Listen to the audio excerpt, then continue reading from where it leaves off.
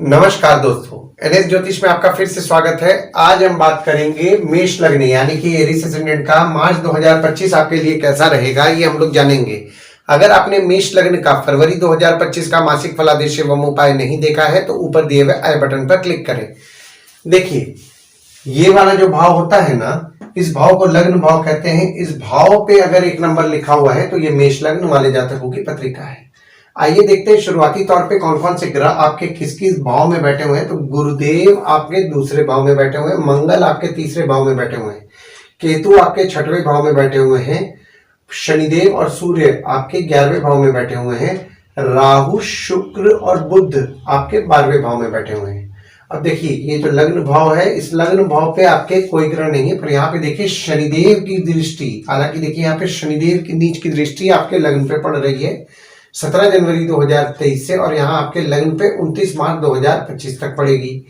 तो 17 जनवरी 2023 से आपने नोटिस किया होगा कि आप में आलस्य आ गया है, और आपके लग्न के स्वामी आपके तीसरे भाव में विराजमान है 21 जनवरी से लेकर के 2 अप्रैल तक, और आपके तीसरे भाव में वक्री भी हैं। तो यहाँ पे देखिए, आपका फोकस आपके छोटे भाई बहन को लेकर के रह रहा होगा, और आप आपके धैर्य से स्वयं की प्रगति करेंगे। और ये जो पीरियड आपका बन रहा है ना, 21 जनवरी से लेकर के 2 अप्रैल 2025 तक, अगर आप मेहनत कर रहे हैं तो आपका भाग्य आपका निश्चित तौर पर साथ देगा। हालांकि यहाँ पे देखिए शनिदेव की दृष्टि भी आपके 9वें भाव में पड़ रही है, तो भाग्य में आप थोड़ी बहुत कमी महसूस करेंगे, पर मेहनत अगर आप कर रहे हैं तो देखिए पहले के मुकाबले आपका भाग्य निश्चित तौर पर आपका साथ देगा। दूसरे भाव में आपके गुरुदेव विराजमान है, और शनिदेव की दृष्टि आपके दूसरे भाव में पड़ रही है 29 मार्च से। देखिए, दूसरा भाव जो होता है ना, वो होता है आपके वाणी कुटुंब कोष का होता है। गुरुदेव आपके दूसरे भाव में विराजमान है, और गुरुदेव आपके 9वें भाव के स्वामी हैं, और आपके 12वें भाव के स्वामी हैं, जो कि दूसरे भाव में विराजमान है। तो जो भी लोग विदेश संबंधित काम कर रहे हैं, जैसे कि इंपोर्ट एक्सपोर्ट हो गया, फॉरेन ट्रेड हो गया, फॉरेन से प्रोजेक्ट उठा के काम कर रहे हैं, कोई भी विदेश संबंधित काम कर रहे हैं, तो यहाँ पे आपके लाभ के योग बने हुए हैं 28 मार्च तक। 29 मार्च के बाद आपके सेविंग्स को आपको सोच समझ के खर्च करना है। यहाँ पे आपके सेविंग्स अनवांटेड खर्च होंगे, तो आपको इस चीज का ध्यान देना है और कोशिश करना है कोई भी फालतू खर्चा ना करें। और गुरुदेव भी देखिए शनिदेव की दृष्टि में 29 मार्च से आ जा रहे हैं, तो गुरुदेव का जो शुभ फल आपको मिल रहा था, उस शुभ फल में आप कमी भी महसूस करेंगे। आपके परिवार के सदस्य से छोटे मोटे मतभेद तो हो रहे थे, पर यहाँ पे 29 मार्च से मनमुटाव भी होंगे। मनमुटाव से आपको बचना है। और आपके दूसरे भाव के स्वामी आपके 12वें भाव में विराजमान है 28 जनवरी से।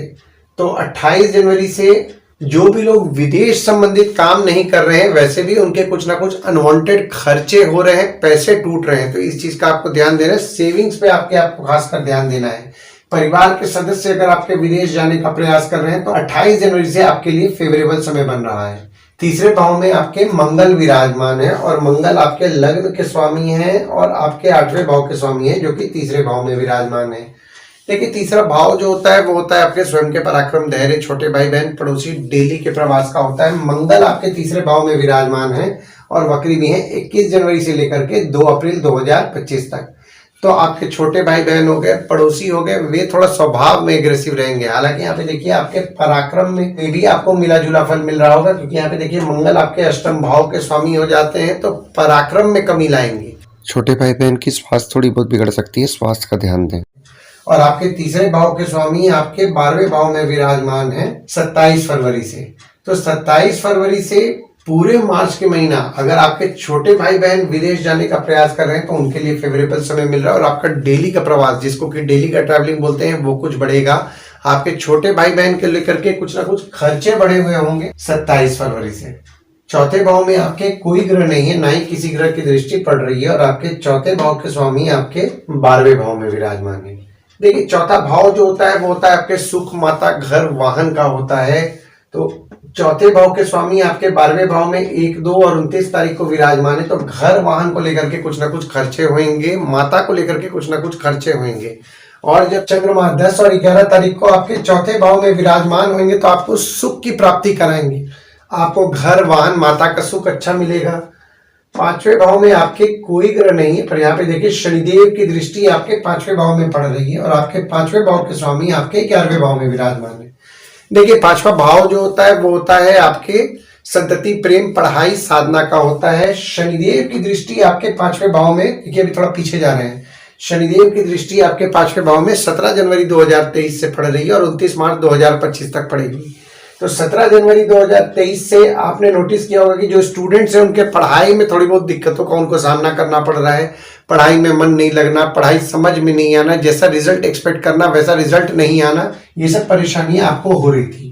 पर अब देखिए शनिदेव जो कि आपके 5वें भाव में दृष्टि डाल रहे थे, आपके 5वें भाव से दृष्टि 29 मार्च 2025 से हटेगी। तो जो स्टूडेंट्स हैं उनके पढ़ाई में उनका मन निश्चित तौर पर लगेगा। और आपके 5वें भाव के स्वामी आपके 11वें भाव में विराजमान है 11 फरवरी से लेकर के 13 मार्च तक। तो 11 फरवरी से 13 मार्च तक जो भी स्टूडेंट स्कॉलरशिप का प्रयास कर रहे हैं उनके लिए फेवरेबल समय बन रहा है। और जो भी लोग एजुकेशन संबंधित काम कर रहे हैं, जैसे कि टीचर हैं, प्रोफेसर हैं, कोचिंग इंस्टीट्यूट चला रहे हैं, ट्यूशंस पढ़ा रहे हैं, या कोई भी एजुकेशन संबंधित काम कर रहे हैं, यहाँ पे उनके काम को लेकर के भी जो बाधाएं उत्पन्न हो रही थी उसमें भी उनको सुधार देखने मिलेगा।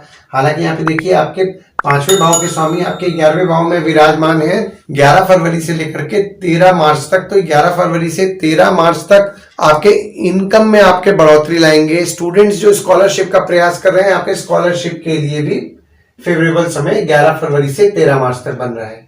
और जब वहीं आपके 5वें भाव के स्वामी आपके 12वें भाव में 14 मार्च से विराजमान होंगे, तो आपके बच्चों के पढ़ाई को लेकर के खर्चे बढ़ेंगे, आपके प्रेमी और प्रेमिका को लेकर के खर्चे बढ़ेंगे। और अगर आप साधना करते हैं तो कोई ना कोई साधना के लिए भी हो सकता है आपको ऐसी जगह जाए जिसके कारण आपके खर्चे बढ़े।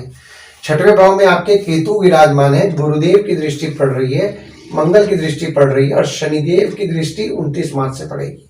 और आपके 6वें भाव के स्वामी आपके 12वें भाव में विराजमान होकर के विपरीत राजयोग का निर्माण किए हुए हैं। देखिए 6वां भाव जो होता है वो होता है आपके रोग, ऋण, शत्रु, मामा, मौसी का होता है। 6वें भाव में आपके केतु विराजमान है। तो यहाँ पे देखिए 30 अक्टूबर 2023 से आपने नोटिस किया होगा कि आपके गुप्त शत्रु द्वारा आपके परेशानी थोड़ी बहुत आपको हो रही है। और ऊपर से गुरुदेव की दृष्टि पड़ रही है, तो शत्रु या कॉम्पिटिटर आपके बढ़े हुए हैं। हालांकि देखिए यहाँ पे 29 मार्च से जब शनिदेव की दृष्टि आपके 6वें भाव में पड़ेगी, तो शत्रु या कॉम्पिटिटर से जो आप थोड़े बहुत परेशान हो रहे थे उसमें आपको सुधार देखने मिलेगा। और मंगल की दृष्टि भी आपके 6वें भाव में 21 जनवरी से 2 अप्रैल तक पड़ रही है। तो 21 जनवरी से 2 अप्रैल तक आपके शत्रु या कॉम्पिटिटर स्वभाव में एग्रेसिव रह रहे होंगे। इस चीज का आपको ध्यान देना है, किसी से भी विवाद से बचना है। और आपके 6वें भाव के स्वामी आपके 12वें भाव में 27 फरवरी से विराजमान है और 27 फरवरी से विपरीत राजयोग बना रहे हैं।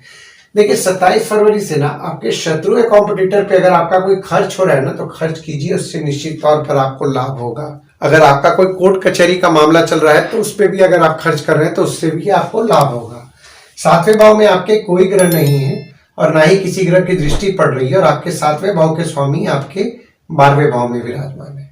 देखिए 7वां भाव जो होता है वो होता है आपके स्पाउस, भागीदार का होता है। 7वें भाव के स्वामी आपके 12वें भाव में विराजमान है 28 जनवरी से। तो 28 जनवरी से आपने नोटिस किया होगा कि आपके स्पाउस को लेकर के आपके कुछ ना कुछ खर्चे बढ़े हुए हैं।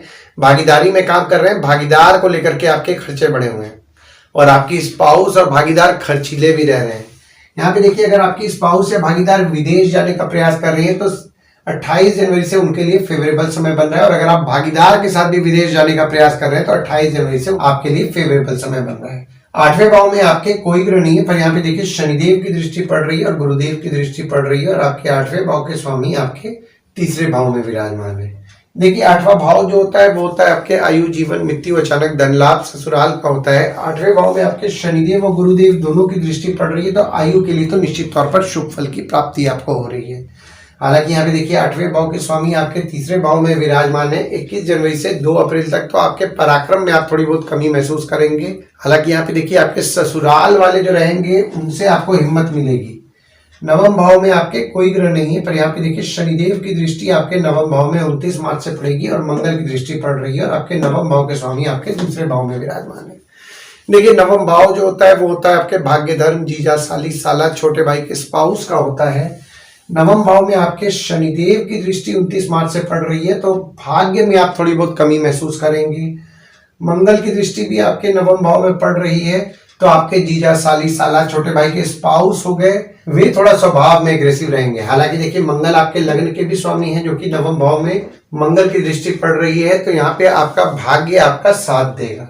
और आपके नवम भाव के स्वामी आपके दूसरे भाव में 1 मई 2024 से विराजमान है और 14 मई 2025 तक विराजमान रहेंगे।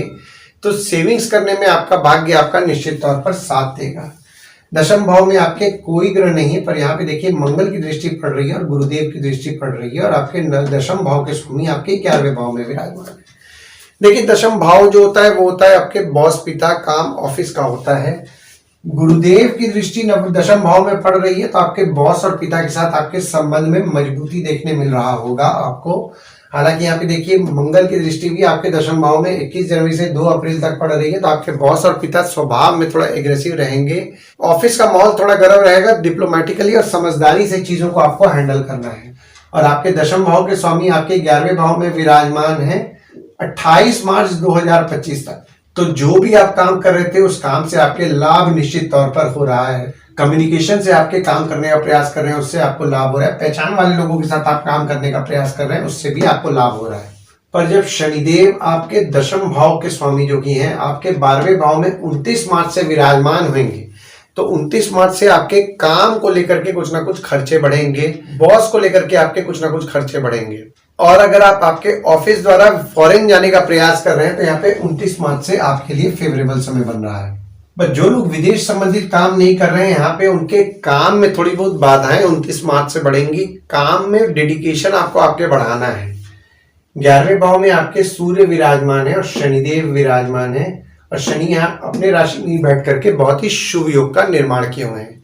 देखिए 11वां भाव जो होता है वो होता है आपके आय यानी कि इनकम, दोस्त, पहचान के लोग, कम्युनिकेशन, बड़े भाई बहन का होता है। शनिदेव आपके 11वें भाव में विराजमान है तो आपके कम्युनिकेशन से आपको लाभ करा रहे हैं, पहचान के लोगों से आपको लाभ करा रहे हैं, जनसंपर्क से आपके लाभ करा रहे हैं, बड़े भाई बहन द्वारा आपके काम करने का अगर आप प्रयास करें तो उससे आपके लाभ बना रहे हैं, क्योंकि यहाँ पे शनिदेव द्वारा बहुत ही शुभ योग का निर्माण है 28 मार्च तक। और जब 29 मार्च को शनिदेव जो कि आपके 11वें भाव के स्वामी हैं 12वें भाव में 29 मार्च से विराजमान होंगे, तो पैसा आप कमाएंगे पर पैसा आएगा और जाएगा, यानी कि पैसा टिकेगा नहीं। आपके दोस्त, पहचान के लोगों पे कुछ ना कुछ खर्चे बढ़ेंगे। पर यहाँ पे जो भी लोग विदेश संबंधित काम कर रहे हैं, जैसे कि इंपोर्ट एक्सपोर्ट हो गया, फॉरेन ट्रेड हो गया, फॉरेन से प्रोजेक्ट्स उठा के काम कर रहे हैं, कोई भी विदेश संबंधित काम कर रहे हैं, काम में भी आपके बढ़ोतरी देखने मिलेगा और इनकम में भी आपके बढ़ोतरी देखने मिलेगा। और सूर्य भी देखिए आपके 11वें भाव में विराजमान है, तो अगर सरकार द्वारा पैसे का कोई प्रयास कर रहे हैं, यानी कि सरकार द्वारा आपको पैसा आप एक्सपेक्ट कर रहे हैं, तो 11 फरवरी से 13 मार्च तक आपके लिए फेवरेबल समय बन रहा है। 12वें भाव में आपके राहु विराजमान है, शुक्र विराजमान है और बुध विराजमान है और चंद्रमा विराजमान है। और शनिदेव 29 मार्च को विराजमान होंगे और सूर्य 14 मार्च को विराजमान होंगे। देखिए 12वां भाव जो होता है वो होता है आपके खर्च, जेल, फॉरेन, हॉस्पिटल, मोक्ष का होता है। राहु आपके 12वें भाव में विराजमान है 30 अक्टूबर 2023 से। तो 30 अक्टूबर 2023 से आप खर्च तो कम करने का प्रयास कर रहे हैं। और यहाँ पे देखिए जो भी लोग विदेश संबंधित काम कर रहे हैं उनके काम से उनका सेविंग्स भी हो रहा है। हालांकि शुक्र और बुध दोनों आपके 12वें भाव में विराजमान हो रहे हैं और लक्ष्मी नारायण योग का निर्माण कर रहे हैं। और शनिदेव जब 12वें भाव में विराजमान होंगे तो यहाँ पे देखिए आपके सेविंग्स को कम करेंगे और आपके अनवांटेड खर्चे बढ़ाएंगे। तो खर्चों पे कंट्रोल करना है, खर्चों को आपको सोच समझ के खर्च करना है। और सूर्य जब 14 मार्च को आपके 12वें भाव में विराजमान होंगे तो जो भी स्टूडेंट्स बाहर जाके पढ़ना चाह रहे हैं 14 मार्च से उनके लिए फेवरेबल समय है। आपके बच्चों के पढ़ाई को लेकर के आपके खर्चे बढ़ेंगे, साधना करते हैं साधना को लेकर के खर्च बढ़ेंगे और प्रेम संबंध में भी आपके कुछ ना कुछ खर्चे बढ़ेंगे। देखिए 1, 2 और 29 तारीख को आपको थोड़ा बहुत चिंता, निराशा, भय हो सकता है और आप थोड़े बहुत परेशान भी रह सकते हैं। तो ओवरऑल अगर मैं देख रहा हूं ना मार्च का महीना, तो मार्च का महीना देखिए आपके शनिदेव आपके 12वें भाव में 29 मार्च को विराजमान हो रहे हैं। कुछ लोगों का मानना है कि लग्न राशि के आधार पर 7.5 नहीं लगता है, पर यहाँ पे देखिए लग्न पे जब 12वें भाव में जब शनिदेव 29 मार्च को विराजमान हो रहे हैं तो तीसरी दृष्टि आपके दूसरे भाव में डाल रहे हैं। पारिवारिक मनमुटाव से बचना है और सेविंग सोच समझ के खर्च करना है। और भाग्य भी आपका जैसा साथ दे रहा था वैसा साथ नहीं देगा, इस चीज का आपको ध्यान देना है। हालांकि यहाँ पे देखिए गुरुदेव की दृष्टि आपके दशम भाव में पड़ रही है तो काम आपका बढ़ेगा, पर यहाँ पे देखिए गुरुदेव भी शनिदेव की दृष्टि में आ रहे हैं, तो जिस तरीके से गुरुदेव का आपको फल मिल रहा था वैसा फल नहीं मिलेगा, यानी कि आपको आपके काम में मेहनत बढ़ाना है। आइए दोस्तों, अब हम लोग ये जानने का प्रयास करते हैं कि इस महीना में गुड डेट्स, बैड डेट्स और रेमेडीज क्या होंगे आपके लिए। तो गुड डेट्स वो डेट्स हो जाते हैं जिस दिन अगर आप कोई नया काम शुरू करना चाह रहे हैं, कोई कंपनी में आपके एग्रीमेंट हो रहा है, कोई कंपनी में आपकी ज्वाइनिंग हो रहा है, या फिर अगर आप कहीं बाहर जाने का प्लान कर रहे हैं, कोई भी अच्छा काम करना चाह रहे हैं, तो इस डेट्स को आप कंसिडर कर सकते हैं। तो डेट्स हो जाते हैं 10 तारीख, 11 तारीख, 17 से 19 तारीख, 24 से 28 तारीख। वहीं बैड डेट्स में अगर आप कहीं बाहर जाने का प्लान कर रहे हैं, कोई कंपनी में आपके एग्रीमेंट हो रहा है, कोई कंपनी में आपकी ज्वाइनिंग हो रहा है, या फिर अगर आप कोई नया सामान खरीदना चाह रहे हैं, कोई भी अच्छा काम करना चाह रहे हैं, तो इस डेट्स को आप अवॉइड कीजिए। तो डेट्स हो जाते हैं 1 तारीख, 2 तारीख, 15 तारीख, 16 तारीख, 20 तारीख, 21 तारीख और 29 तारीख। इस डेट्स को आप कहीं लिख के रख लीजिए ताकि आपके ध्यान में रहे। और उपाय में देखिए, आपको शनिदेव की पूजा रेगुलर बेसिस पे करना है। शनिवार को शनिदेव के मंदिर जाएं, शनिदेव को तेल चढ़ाएं और नीडी पीपल की आप मदद रेगुलर बेसिस पे करना है। इस उपाय को तो आपको छोड़ना नहीं है किसी भी कीमत पे। इस उपाय को आप रेगुलर बेसिस पे करें। और अगर आप गुरुवार के दिन साईं बाबा और दत्त भगवान की उपासना कर रहे हैं, साईं बाबा और दत्त भगवान के मंदिर जा रहे हैं, तो भी आपको अच्छा लाभ होगा। और एक चीज कीजिएगा, इस महीने खासकर हनुमान चालीसा, बजरंग बाण, सुंदरकांड का पाठ करें, ओम गणपते नमः का जाप करें और हनुमान मंदिर और गणपति मंदिर रेगुलर बेसिस पे जाएं। आशा करता हूं इस वीडियो में दी हुई जानकारी आपको पसंद आई होगी। अगर आप हमें YouTube पे देख रहे हो और ये वीडियो आपको पसंद आया हो तो इस वीडियो को लाइक कीजिए, चैनल को सब्सक्राइब कीजिए, नोटिफिकेशन बेल जरूर दबाइए। और अगर आप हमें Facebook पेज पे देख रहे हो तो Facebook पेज को लाइक कीजिए और फॉलो कीजिए। धन्यवाद दोस्तों, कल फिर मिलेंगे एक नए वीडियो के साथ।